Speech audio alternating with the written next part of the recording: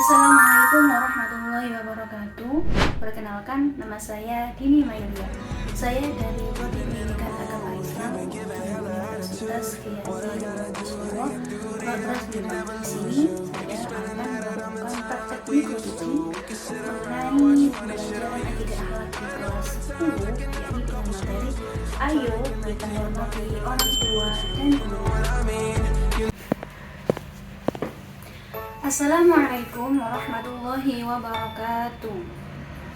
Alhamdulillahirobbilalamin. Di sini kita masih bisa bertemu dalam keadaan sehat walafiat. Dan sebelum pelajaran kita mulai, marilah kita membaca basmalah terlebih dahulu. Bismillahirrahmanirrahim. Bagaimana kabarnya kalian hari ini? Baik, alhamdulillah semuanya baik. Apakah ada yang tidak masuk hari ini? Siapa? Furqon. Oh iya, kenapa? Sakit. Jadi yang tidak masuk hanya Furqon saja? Oke, jadi semuanya alhamdulillah masuk ya. Oke. Sebelum kita melanjutkan pembelajaran ke materi kita hari ini, kita akan flashback ke materi yang sebelumnya, yakni ayo kita bertauhid. Ya, ada yang masih ingat? Ya, apa itu tauhid? Nah, dipelajari lagi ya, seperti itu. Oke, sekarang kita langsung saja lanjut ke pembelajaran kita hari ini mengenai ayo kita hormati orang tua dan guru kita. Seperti yang kita ketahui bahwa orang tua itu dibagi menjadi 3. Yang pertama adalah orang tua kita di rumah, yang kedua adalah orang tua kita di sekolah, dan yang ketiga adalah orang tua yang nantinya akan menjadi mertua kita. Baik, di sini kita akan spesifik membahas tentang ayo kita hormati orang tua dan guru. Jadi hanya orang tua kita di rumah dan juga guru kita di sekolah. Oke. Mengapa sih kita itu harus menghormati orang tua dan guru kita? Jadi orang tua itu pasti memiliki jasa yang besar terhadap kehidupan kita, karena mereka sudah menjaga kita tidak hanya dari kecil, tapi dari ketika kita masih di dalam kandungan sampai kita tua nanti pun kita masih membutuhkan orang tua kita. Sedangkan untuk guru kita itu merupakan orang yang sudah membimbing kita di sekolah, karena tanpa bantuan guru kita tidak akan mendapatkan ilmu yang baik. Jadi kita harus bisa menghormati orang tua dan guru kita, karena itu juga termasuk perintah dari Allah Subhanahu wa Ta'ala. Tahu kan siapa orang tua itu? Ya, seperti yang sudah saya jelaskan tadi, orang tua itu merupakan ayah dan ibu kita yang telah merawat, mendidik, dan juga menyayangi kita setiap hari. Walaupun kita sudah banyak salah, mereka tetap sayang kepada kita. Berbeda dengan tetangga kita ya, karena mereka hanya tetangga, tidak mempunyai ikatan darah seperti ayah dan ibu kita. Lalu bagaimana sih adab yang baik kepada orang tua itu? Ada yang bisa menjawab? Ya, Baba, silakan. Oke, benar. Kita tidak boleh berkata kasar kepada orang tua. Kita tidak boleh berkata kasar seperti apa? Seperti kita berkata, sudah diam bu. Itu tidak boleh. Apalagi yang lain-lain yang berkata kotor kepada orang tua, itu tidak baik. Jadi yang pertama yakni tidak berkata kasar atau membentak. Nah, ini biasanya kejadian ketika kita memang sudah besar nanti. Pasti kita akan mempunyai masalah tersendiri dengan orang tua kita. Jadi ketika kita ingin marah, sebaiknya dipendam saja. Kita doakan semoga kita dan orang tua kita bisa menjaga lisannya agar tidak berkata kasar seperti itu.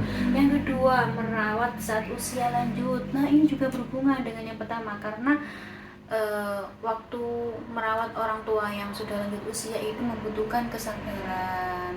Jadi kita tidak hanya mau dirawat saat kita kecil, tapi kita harus bisa merawat mereka saat mereka berusia lanjut. Oke, yang ketiga, patuh dalam hal baik. Jadi selagi itu adalah hal baik, kita sebisa mungkin harus mematuhinya. Contohnya, orang tua kita ingin kita sholat duha setiap hari. Nah, itu kan merupakan hal baik, jadi kita harus patuh kepadanya karena itu merupakan hal yang baik. Beda lagi ketika orang tua menyuruh kita mencuri sandal di masjid. Nah, itu tidak boleh. Kita tidak perlu menjalankan perintahnya karena termasuk kalian buruk. Oke. Untuk yang keempat, menyenangkan hati kedua orang tua kita. Seperti apa contohnya? Seperti ketika di rumah itu kita saling tolong menolong tentang apa? Tentang membersihkan rumah. Jadi kita tidak hanya diam di rumah saja dan orang tua yang membersihkannya. Jadi kita harus ikut andil, ikut peran dalam membersihkan rumah. Seperti itu. Lalu selalu mendoakan mereka. Oke, ini tidak hanya dilakukan pada saat mereka sudah tidak ada ya, tapi kita selalu mendoakannya semoga mereka selalu bisa sehat dan mendampingi kita sampai tua nanti, karena mereka sangat berjasa kepada kita. Dan juga yang terakhir, nah jika mereka wafat maka kita memandikan, mengkafani, mensolati dan menguburnya. Dan ketika ada wasiat kita harus menjalankannya. Ketika ada hutang yang tertumpuk kita harus melunaskannya. Jadi selalu doakan mereka, tidak hanya mereka ketika sudah tidak ada, tapi ketika masih hidup dan juga sudah tidak ada, kita selalu mendoakan mereka karena mereka juga pasti juga akan mendoakan kita ya. Selalu mendoakan kita, selalu mendoakan yang terbaik untuk kita. Oke? Jadi sebisa mungkin di sini para anak-anak bisa menyayangi orang tuanya, tidak hanya dalam kata-kata tapi melalui tindakan juga ya. Dalil mengenai menghormati orang tua itu terdapat di dalam surah Al-Isra ayat 23 yang berbunyi Bismillahirrahmanirrahim. Wa qadha rabbuka alla ta'budu illa iyyahu wa bil walidayni ihsana. Imma yablughanna 'indaka al-kibara ahaduhuma aw kilahuma fala taqul lahumā uffin wa la tanharhuma wa qul lahumā qawlan karīmā. Yang artinya, Tuhanmu telah memberitakan agar kamu jangan menyembah selain Dia dan hendaklah berbuat baik kepada ibu bapak. Jika salah seorang di antara keduanya atau kedua-duanya sampai berusia lanjut dalam pemeliharaanmu, maka sekali-kali janganlah engkau mengatakan kepada keduanya perkataan dan janganlah engkau membentak keduanya, serta ucaplah kepada keduanya perkataan yang baik. Oke.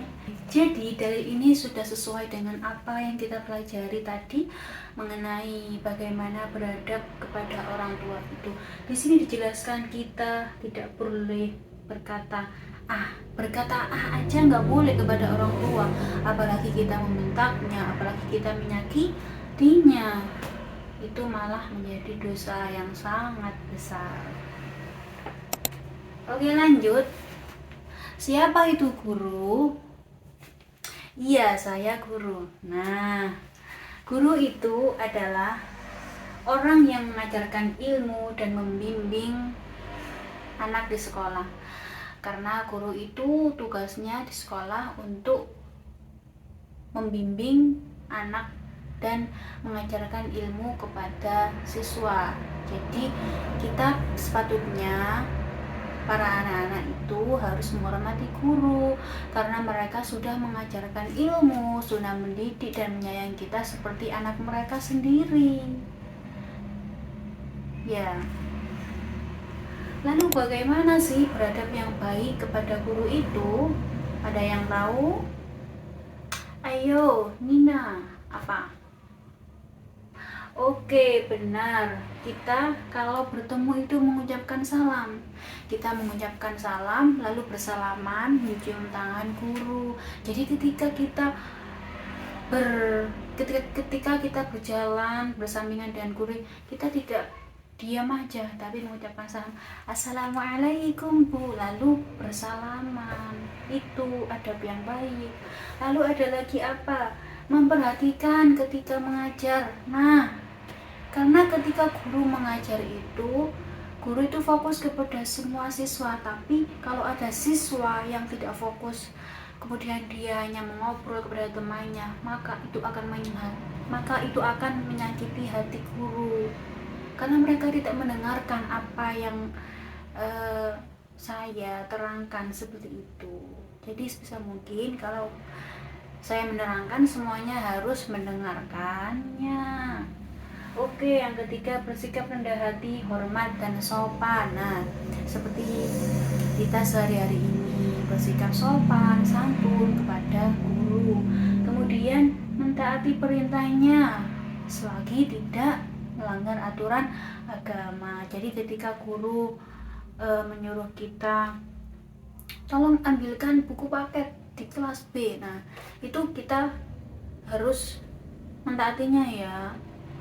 Jangan nggak mau Bu, nyuruh aja. Itu nggak boleh. Jadi selagi itu baik, maka harus kita jalani. Lalu ada menjaga nama baik guru. Nah, contohnya seperti apa? Ketika kita diajar oleh guru A, guru A itu memang mempunyai sebuah kekurangan, tapi kita itu tidak boleh menjelek-jelekan namanya. Itu guru A itu kalau nerangin itu suaranya kecil, nggak enak. Nah, itu nggak boleh. Nanti kenapa? Nanti ilmu kita nggak barokah. Soalnya kita selalu